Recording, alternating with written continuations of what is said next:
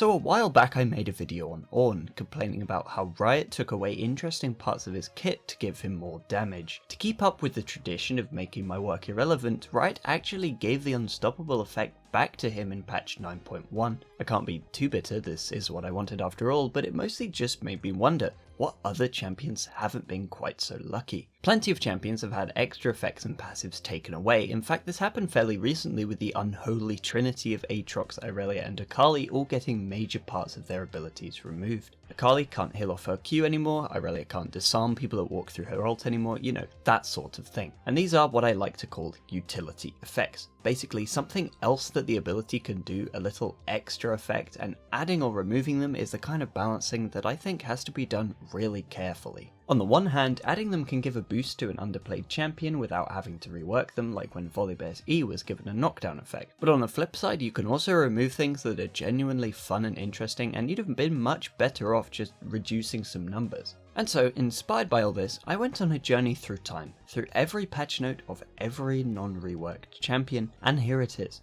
A complete cataloguing of all the champions that have the exact same abilities as they used to, but were able to do something that they can't anymore.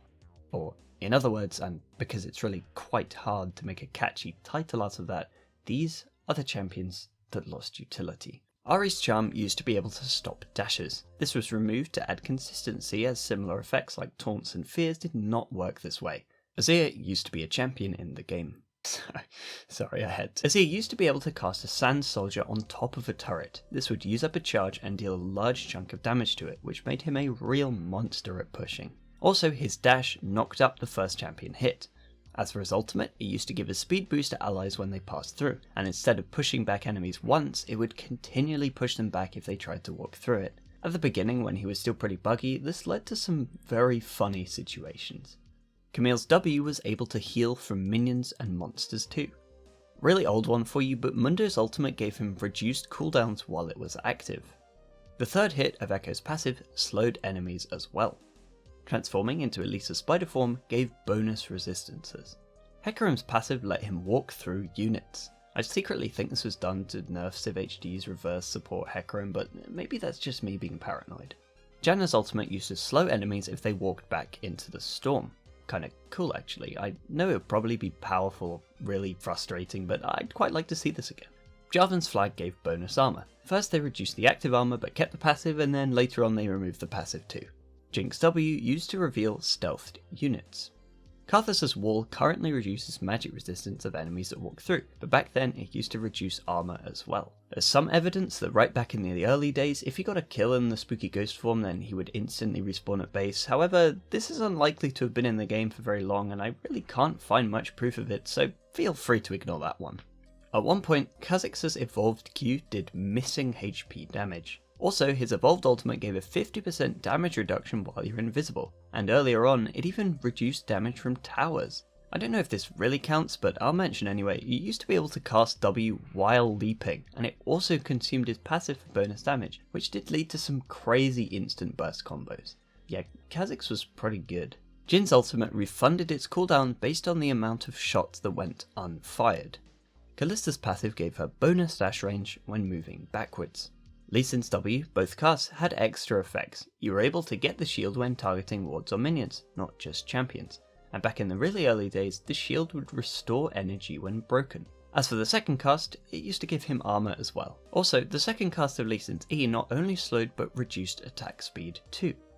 Lucian's dash had two additional effects. Firstly, the cooldown would reset when you got a kill with your ultimate. I think the idea was that you were supposed to dash in, ult for a kill, dash for the next kill, dash again. But people mostly just used it for a free escape after a kill, and, that's no fun.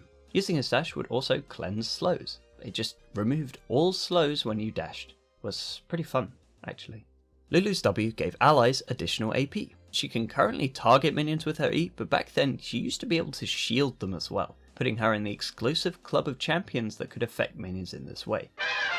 This club was Lee Sin, Lulu, Soraka and Taric, who have all since had their ability to shield or heal minions removed. Alistar could also heal minions with his old E, which is now his current passive, but it wasn't targeted. And the only way to heal a minion nowadays are to use Redemption or Mordekaiser's W, which probably won't be in the game much longer. Tahm Kench's shield used to decay over time, and he would also gain bonus move speed moving away from enemies while holding an ally. Thresh's Lantern, when thrown, gave every ally around it a shield instead of just one. Yeah, turns out having a locket on a basic ability is actually kind of good. Before his visual update, Trundle's W used to give crowd control reduction when standing in the area, on top of all the other bonuses. I miss that guy. Yasuo had a passive on his wind wall that increased the bonus flow per cast of your dash. For those of you that don't play Yasuo or ban him every game like me, flow is the name of the resource that fills up as he moves and gives him the shield at full. Say what you like about Yasuo, but you have to admit his kit has crazy synergy with itself, and I kinda wish more champions would be like that. I mean, not like that, but you know.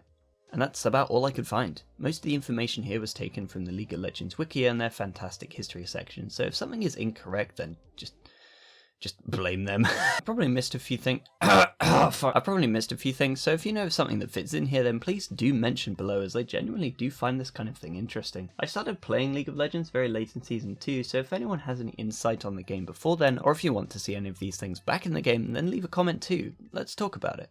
But yeah, before I go, just wanted to share a few things I found looking through old patch notes. Thought this bug was kind of funny. For Surprise Party Amumu, Curse of the Sad Mummy can no longer be heard in Fog of War. Now, it doesn't seem too weird at first, but then you think about it, why would Amumu be using his ultimate in the Fog of War? Speedrunning the jungle, I guess? Dynasty Ahri no longer has a disjointed elbow.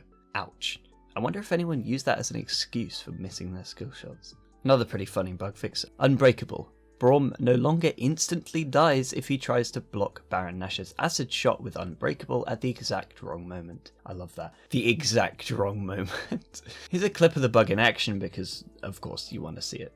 Annie's ultimate used to be called Infernal Guardian. Ahri's passive used to be called Soul Eater. Oh, and also Tryndamere's E used to be called Slash. It was just Slash. That was the ability name. Bravo, Riot Games. Bravo.